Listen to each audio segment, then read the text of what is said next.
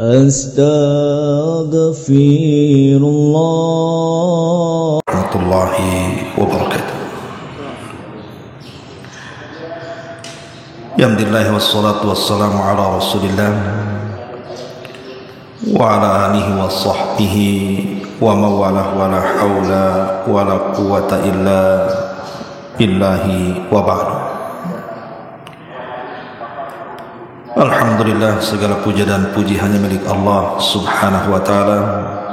Salawat dan juga salam kita hadiahkan kepada Rasul kita Nabi besar Muhammad sallallahu alaihi wa ala alihi wasallam. Sebagai faedah di pagi hari, kita akan membahas pagi ini tentang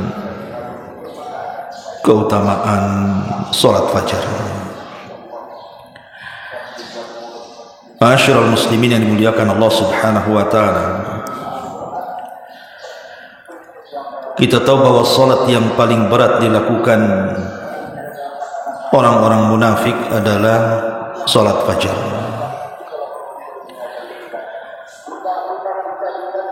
Dan itu digambarkan oleh Nabi SAW sendiri, karena memang salat fajar ini tegak di saat lalainya manusia. Bagaimana tidak ketika manusia sedang asik tidur dan terlelap-lelapnya tiba-tiba kemudian kita dipanggil untuk melaksanakan salat.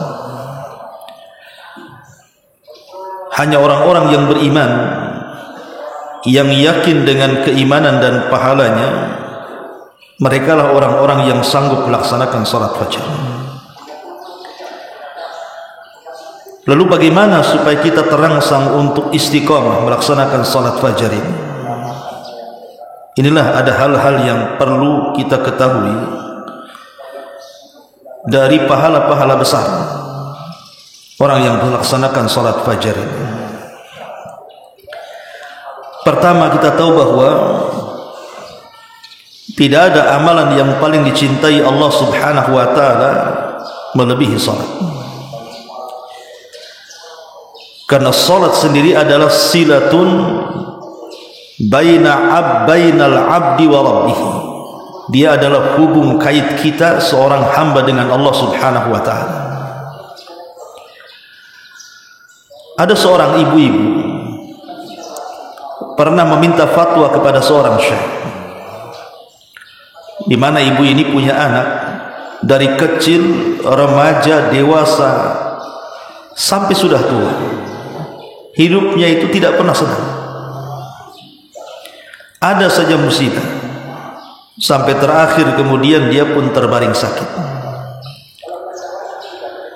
Akhirnya ibu ini datang kepada salah seorang masyayikh bertanya, apakah puteranya ini terkena sihir, dan minta supaya syekh ini meruqyahnya.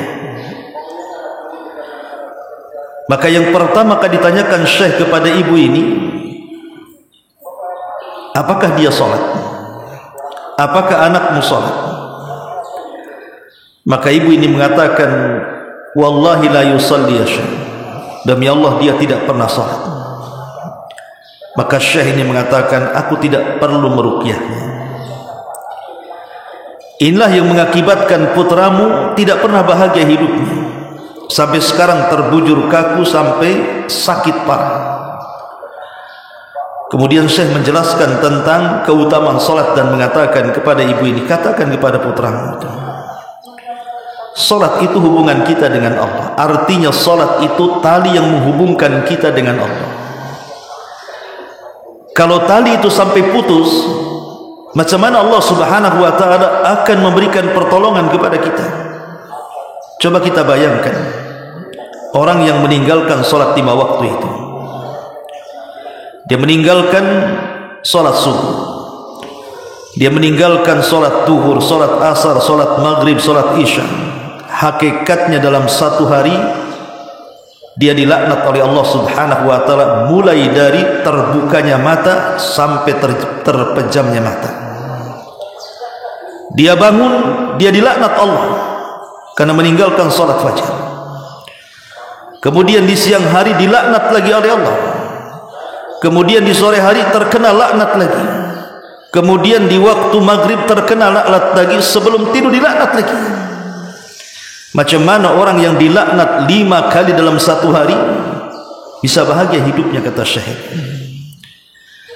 Ma'asyiral muslimin yang dimuliakan Allah Subhanahu wa taala, maka salat adalah ahabbul a'mal ila Allah, amalan yang paling dicintai Allah Subhanahu wa taala, terutama salat fajar.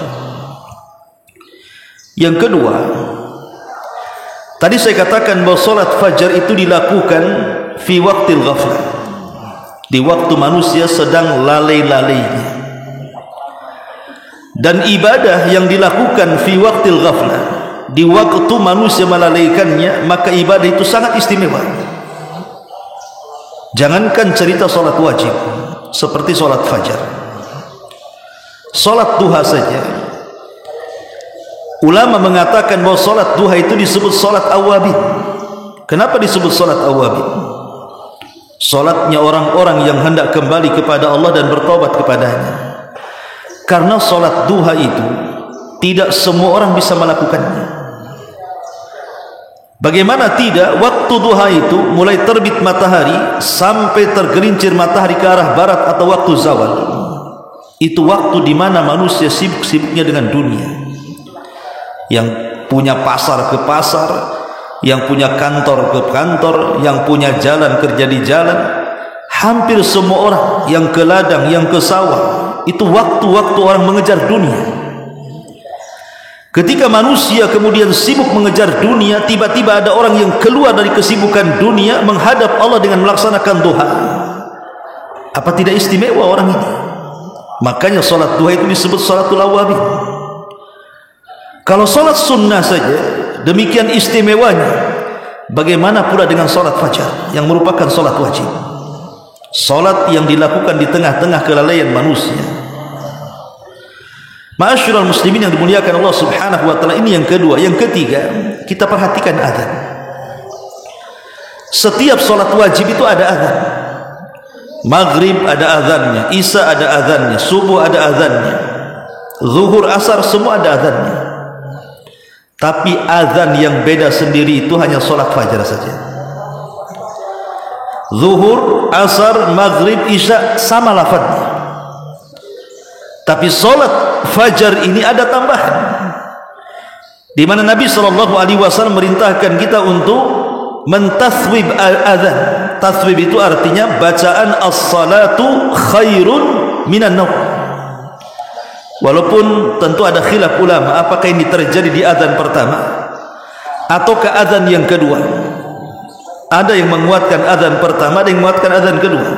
Maksudnya azan pertama azan sebelum subuh, azan kedua azan subuh. Terlepas daripada khilaf para ulama, tapi dua-dua azan itu terjadi di waktu fajar. Dan di situ ada tambahan as-salatu khairum minan naum, bahwa salat itu lebih baik dibandingkan tidur. Menunjukkan bahwa salat fajar itu sangat istimewa karena ada panggilan salat di situ. Dan di situ dijelaskan bahwa salat lebih baik dibandingkan tidur. Jadi salat fajar itu sangat istimewa. Ini yang ketiga. Yang keempat, Nabi SAW sampai bersabda dalam sebuah hadis yang dikeluarkan Imam Abi Dawud. Kata Nabi SAW, "Basyiril masya'ina fi dhulami ilal masajid bin nuri tammi yaumal qiyamah." Apa kata Nabi SAW? Kasih tahu orang-orang yang beriman dengan kabar gembira itu. Apa kabar gembiranya? Bagi orang-orang yang berjalan kaki dari rumahnya di waktu gelap menuju masjid-masjid, apa kabar gembiranya? Bin nuri tam yaumal qiyamah, dengan cahaya yang sangat sempurna. Kapan itu? Kelak pada hari kiamat. Al jaza min jinsil amal, balasan itu disesuaikan dengan amalan. Ketika kita berjalan gelap-gelap di dunia dalam rangka melaksanakan salat fajar ke masjid, maka sebagai imbalannya kelak pada hari kiamat kita diberikan cahaya sempurna di hari yang tidak ada naungan kecuali naungan Allah Subhanahu wa taala.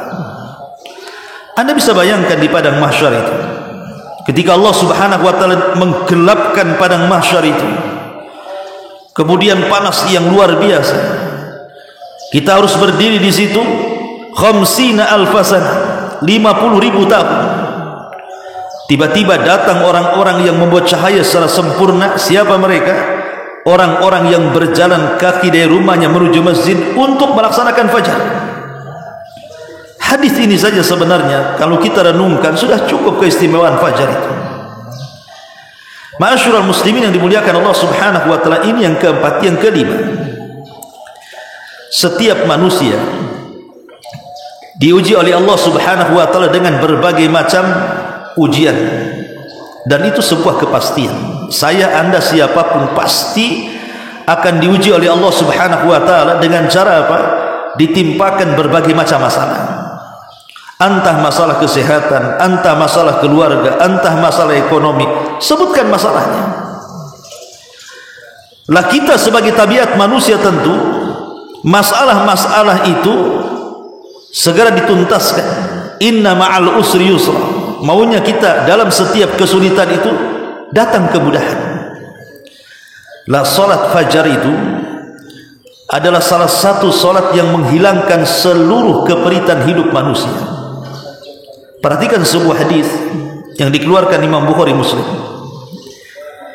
Dari hadis Abi Hurairah radhiyallahu anhu, Nabi sallallahu alaihi wasallam bersabda, "Yaqidu syaitan ala qafiyati ra'si ahadikum idza huwa nam thalatha uqadin."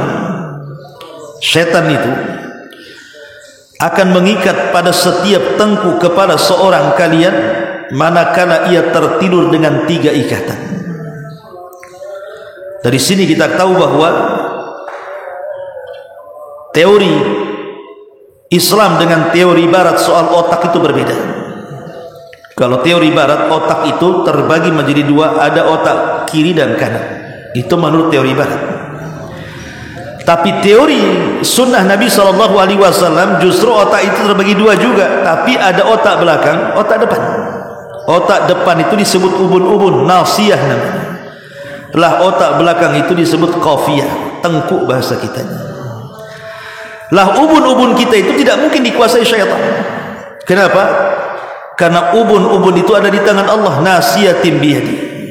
Ubun-ubun manusia itu ada di tangan Allah. Setan tidak mungkin bisa menguasai depan. Setan itu hanya bisa menguasai belakang. Makanya di sini Nabi SAW mengatakan syaitan akan mengikat tengkuk di belakang, bukan di depan.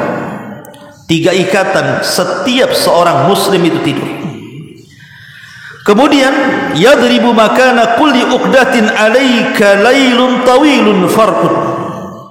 Dan setiap setan mengikat ikatan di tengkuk kita itu, maka setan akan membaca mantra alaika lailun tawilun farqud.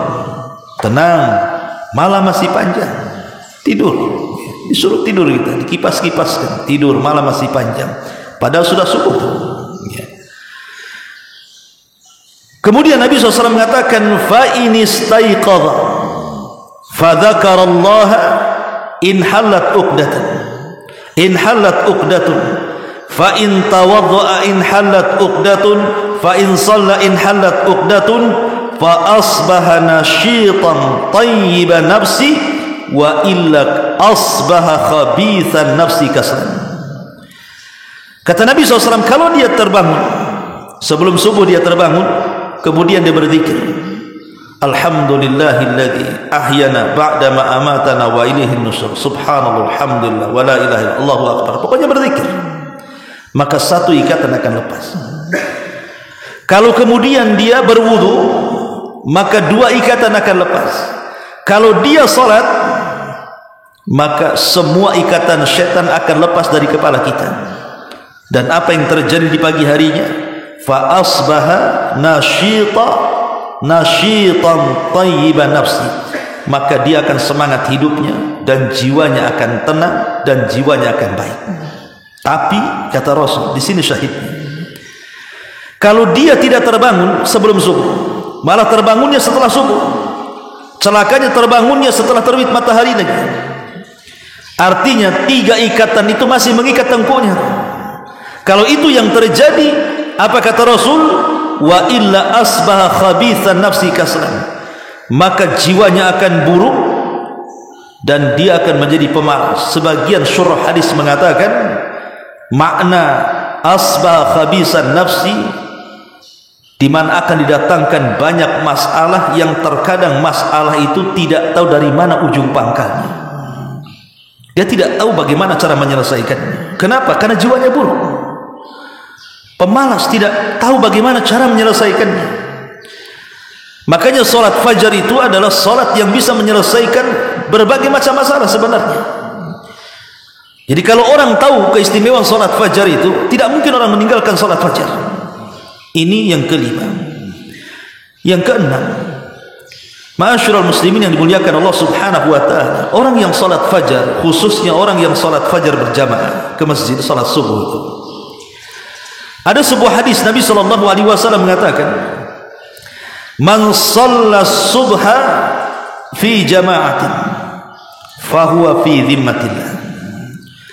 Barang siapa yang salat subuh dan ia lakukan secara berjamaah bagi laki-laki, tentu bagi perempuan di rumah. Tapi kalaupun dia mau ke masjid tidak ada masalah. Karena kalau kita melihat seluruh riwayat, wanita-wanita yang datang ke masjid salat bersama Rasul itu hanya ada di salat subuh.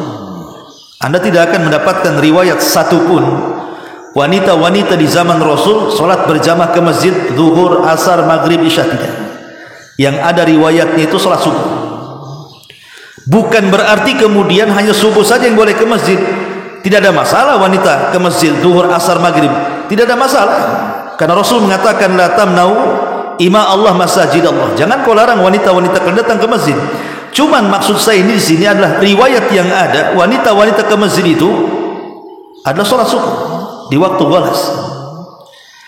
Artinya bahwa sampai para wanita-wanita itu datang ke masjid untuk salat berjamaah bersama Rasul di waktu fajar itu. Kenapa? Coba apa rahasianya? Karena di sini Rasul mengatakan fahuwa fi dhimmatillah. Karena orang yang salat subuh berjamaah dia berada dalam penjagaan Allah Azza wa Jalla. Satu hari itu hidupnya akan dijaga. Tidak akan mampu tukang sihir menyihirnya, tidak akan mampu pendengki menghasadinya, tidak akan mampu orang-orang yang hendak menyakitinya, karena dia dijaga oleh Allah Subhanahu wa taala. Subhanallah.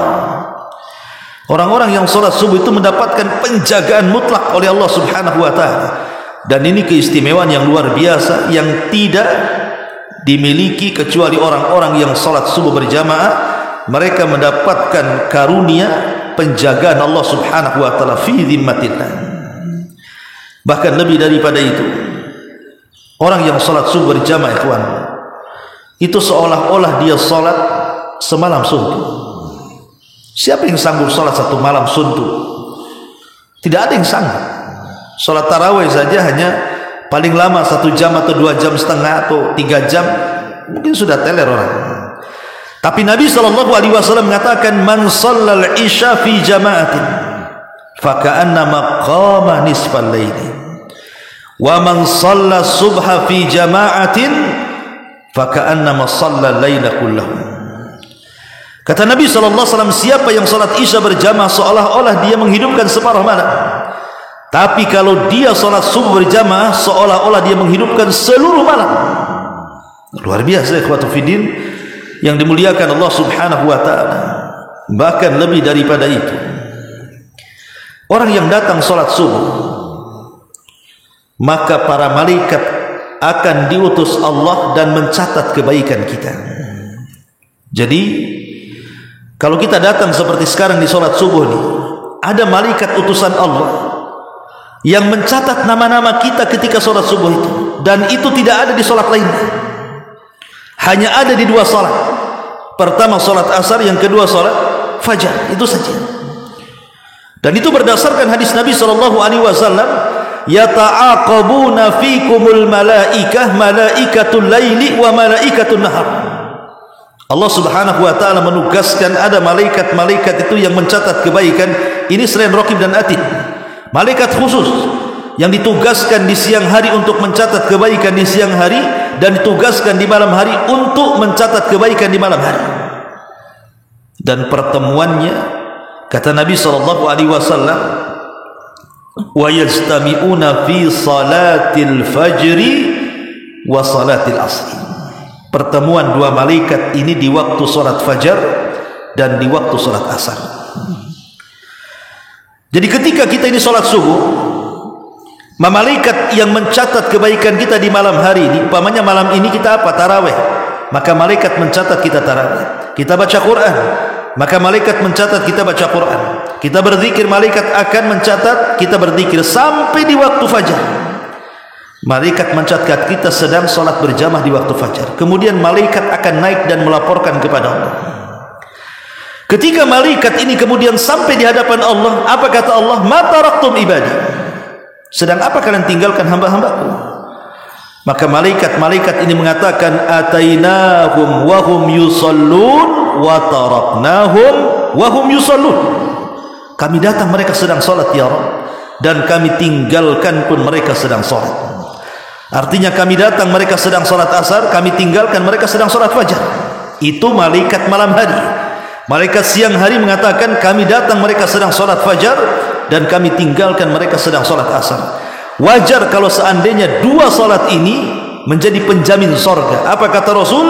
Man hafadha ala baradaini dakhalal jannah. Barang siapa yang menjaga dua salat burud. Burud itu dingin, ya, karena subuh dingin, dan waktu asar juga sudah dingin karena matahari sudah mulai tenggelam. Barang siapa yang menjaga dua salat dingin ini, kata Rasul, maka dijamin masuk surga. Makanya kemudian ada sebagian para ulama ketika mentafsirkan ayat hafidhu ala salawati was salatil wusta wa qumu lillahi qanitin fa in khiftum farijalan aw rukbanan fa idza amintum fadhkurullaha kama 'allamakum ma lam takunu ta'lamun. Salat wusta dalam ayat ini ada yang mengatakan salat fajar, ada yang mengatakan salat asar. Bagi yang mengatakan salat asar itu berdasarkan nas. Ketika Nabi SAW menjaga parit Khandaq dalam perang Ahzab, Rasul terpaksa salat asar di waktu maghrib. Karena kalau sampai ditinggalkan parit musuh masuk. Sehingga Rasul sibuk menjaga parit, tak terasa asar habis waktunya, masuk pula di waktu maghrib. Rasul salat asar di waktu maghrib. Marah Nabi dan mengatakan semoga Allah mala Allahu kuburahum wa buyutahumun nar. Semoga Allah penuhi itu kuburan-kuburan dan rumah-rumah mereka dengan api neraka karena mereka sudah mengakhirkan salat wusta. Ini berdasarkan nas bahwa salat wusta itu salat asar. Tapi ada juga yang mengatakan salat fajar berdasarkan logika, karena salat fajar itu tidak ada gandengannya. Kalau salat duhur ada gandengannya dengan asar, salat isya ada gandengannya dengan maghrib, artinya bisa dijamak. Nah, subuh ini mau dijamak kemana? Nggak bisa. Narik isya nggak bisa, narik duhur juga nggak bisa, maka dia tengah-tengah. Dari situ para ulama mengatakan bahwa ada yang mentafsirkan salat wusta itu salat fajar, ada yang mengatakan salat wusta salat asar, dan salat wusta itu penentu salat-salat yang lainnya. Kalau kita bisa menjaga salat wusta, maka kita bisa menjaga salat-salat yang lainnya. Sebaliknya kalau kita lalaikan salat wusta, jangan harap bisa menjaga salat-salat yang lainnya. Ma'asyiral muslimin yang dimuliakan Allah Subhanahu wa taala. Bahkan lebih daripada itu, kita tahu bahwa salat fajar ini istimewa. Kenapa? Karena disaksikan para malaikat. Sampai Allah Subhanahu wa taala berfirman di dalam Al-Qur'an, "Inna Qur'anal fajri kana mashhuda." Sesungguhnya bacaan Quran di waktu fajar itu disaksikan. Kenapa di sini ada kalimat Inna Qur'anal fajri? Bukankah setiap salat kita baca Quran? Karena satu-satunya solat yang Rasul memanjangkan bacaannya itu adalah solat fajar. Rasul itu solat fajar paling sedikit 100 ayat dia baca, tapi tidak membaca panjang di solat-solat yang lainnya. Di sunnah memanjangkan bacaan Al-Quran di waktu fajar. Kenapa? Karena malaikat menyaksikannya. Makanya kemudian Allah mengatakan Inna Qur'anal fajri kana mashhuda. Disaksikan, kita sedang disaksikan para malaikat. Dan kalau sudah malaikat menyaksikan kita, ikhwatul fiddin, itu pertanda kebaikan, karena malaikat turun itu membawa rahmat. Ma'asyiral muslimin yang dimuliakan Allah Subhanahu wa taala. Bahkan orang-orang yang menjaga salat fajar tidak akan disentuh api neraka. Luar biasa coba. Apa kata Rasul? Lan yali jannar man shalla qabla tulu'i syamsi wa qabla ghurubiha. Tidak akan disentuh api neraka, kata Rasul, orang yang salat sebelum terbit matahari, artinya salat fajar, dan sebelum terbenam matahari, artinya salat asar. Lihat jaminannya. Tadi di hadis yang pertama, man hafadha ala baradaini dakhalal jannah. Di hadis yang kedua, lan yali jinnah. Pertama ada jaminan masuk surga, kedua pula ada jaminan tidak akan disentuh api neraka. Kesempurnaan apa lagi, ikhwatu fiddin? Bukankah seorang mukmin tidak akan kenyang beramal saleh sampai kedua kakinya betul-betul menginjak surga? Sampai Abu Bakar Siddiq radhiyallahu mengatakan, kalau kaki kananku di surga, kaki kiriku belum masuk, aku belum merasa aman, katanya. Sampai dua-duanya masuk. Dan orang yang menjaga salat fajar, Nabi SAW menjamin dua perkara, masuk surga dan tidak disentuh api neraka. Jangankan itu, 2 rakaat fajar saja, jangan salat fajar, 2 rakaat fajarnya, Nabi SAW sampai mengatakan, rakaatai al-fajri khairun minad dunya wa ma fiha. 2 rakaat fajar itu lebih baik dibandingkan dunia dan isinya. Ini salat sunnah. Bagaimana salat wajibnya? Kalau salat sunnahnya saja lebih baik daripada dunia dan isinya, tentu salat wajibnya jauh lebih besar dibandingkan pahala salat sunnah. Apa maknanya lebih baik dibandingkan dunia dan isinya itu?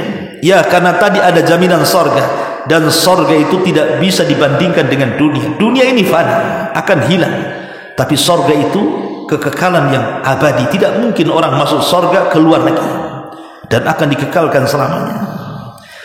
Ma'asyiral muslimin yang dimuliakan Allah Subhanahu wa taala, sebagai penutup, Anas bin Malik radhiyallahu anhu, seorang sahabat yang membantu Nabi sallallahu alaihi wasallam selama 10 tahun sampai wafatnya Nabi, bercerita apabila dikisahkan kepada Anas bin Malik radhiyallahu anhu tentang kisah perang Tustar. Tustar itu sebuah kota di bawah kekuasaan Persia. Ada namanya kota Tustar di bawah kekuasaan Persia. Di zaman Amirul Mukminin Umar bin Khattab radhiyallahu anhu ketika menginvasi sana, membuka Quds, ya, maka disebut perangnya perang Quds. Maka banyak para sahabat itu yang terlibat dalam jihad di zaman Umar bin Khattab itu untuk memerdekakan Palestina dan sekitarnya dan menghancurkan sehancur-hancurnya Persia. Lah ketika ada satu kota namanya Tustar, Anas bin Malik radhiyallahu anhu dan beberapa para sahabat berusaha menumbangkan kota itu. Tapi kota itu tidak tumbang-tumbang, karena kebiasaan Persia meniru orang-orang Barat ketika itu, suka membuat benteng, susah untuk merobohkan benteng itu. Kalau sekarang senang saja dengan peralatan yang canggih, tinggal dibom saja. Zaman dulu perang pakai panah, gimana merobohkan benteng? Paling pakai manjanik saja kan begitu. Manjanik itu ketepel besar, atau mungkin pakai kayu dibopong banyak orang untuk merobohkan benteng. Dan risikonya besar merobohkan benteng itu, pasti akan terkena panah, akan dihujani panah mungkin musuh-musuhnya. Akhirnya kemudian mereka pun tidak sanggup merobohkan benteng sampai waktunya setahun lebih. Bayangkan pengepungan yang sangat lama, ya, bisa saja mengalami kekalahan, karena orang ngepung itu perlu modal, perlu makan, perlu ini, perlu itu, bisa saja kalah kan gitu. Tetapi Allah Subhanahu wa taala sudah takdirkan di perang Tustar ini memang kaum muslimin harus menang. Subhanallah. Tepat di waktu fajar, benteng itu roboh. Akhirnya kaum muslimin pun menyerbu ke dalam kota Tustar itu. Dalam waktu sesingkat-singkatnya, hanya beberapa jam, kota Tustar takluk di tangan kaum muslimin. Bayangkan pengepungannya setahun lebih, penaklukannya hanya beberapa jam saja. Tetapi bukan itu masalahnya. Ketika benteng itu roboh tepat di waktu fajar, para sahabat bingung, apakah mereka harus sholat fajar maksudnya, ataukah mereka menyerang dulu? Kan ini kesempatan masalahnya. Kalau ditinggal sholat dulu, maka benteng ditutup lagi atau tertutup lagi kan begitu. Akhirnya beristiad para sahabat, diserbu, dan sahabat belum melaksanakan sholat subuh. Ketika takluknya Tustar, matahari sudah terbit. Akhirnya mereka pun sholat subuh setelah terbit matahari. Secara fikih tidak ada masalah. Karena Nabi SAW di perang Khandaq pun pernah mengakhirkan sholat asar di waktu maghrib. Sementara para sahabat ini mengakhirkan waktu subuh setelah terbit matahari, karena sama-sama perang kan gitu konteksnya. Secara fikih tidak ada masalah. Tapi masalahnya adalah Anas ibn Malik radhiyallahu anhu apabila diingatkan dengan perang Tustar selalu menangis. Bukan karena Anas ibn Malik tidak bahagia dengan kemenangan itu, sangat bahagia. Siapa yang tidak bahagia dengan kemenangan? Tapi Anas ibn Malik menangis seumur hidup karena dia tidak pernah melaksanakan subuh kecuali tepat waktu, kecuali di perang Tustar. Makanya dia teringat itu. Itulah para sahabat, bagaimana luar biasanya mereka terhadap sholat gitu ya, sampai teringat dan menyesal. Bahkan Abdullah ibn Umar radhiyallahu anhu itu kalau sampai telat jamaah, untuk menebus kesalahan dia memerdekakan budak. Itu para sahabat kan gitu. Kalau kita mana ada, biasa aja kan gitu. Kayak sop zaman dulu, sop itu sampai diundi. Bahasanya, sini saya kasih 100 juta asal saya di sop pertama. Itu zaman dulu tuh. Kalau sekarang ya cari tiang rata-rata paling belakang kan gitu. Nggak peduli mau lambat mau cepat, nggak ada urusan kan gitu. Karena orang sekarang ini tidak peduli pahala, itu masalahnya. Kalau orang dulu peduli pahala, dan mereka memang mengejar pahala. Kalau sekarang kan mengejar rakaat ya kan. Salat tarawih aja dikejar rakaatnya. Siapa yang paling cepat dia dapat kan gitu ya. Kalau ada yang lambat-lambat saja malas tuh salat tarawih. Kenapa? Karena yang dikejar rakaatnya bukan pahalanya. Orang kalau mengejar pahala, mau lambat mau cepat pun bagi dia sama saja. Tapi kalau mengejar rakaat kan bukan yang dikejar pasti yang paling cepat kan itu. Makin cepat makin baik kan itu. Inilah yang kemudian kemunduran kaum muslimin sudah tidak menghargai pahala yang dijanjikan Allah Subhanahu wa taala kepada kita. Subhanaka wa bihamdika asyhadu an la ilaha illa anta astaghfiruka wa atubu ilaik. Allahu taala alam. Assalamualaikum warahmatullahi wabarakatuh.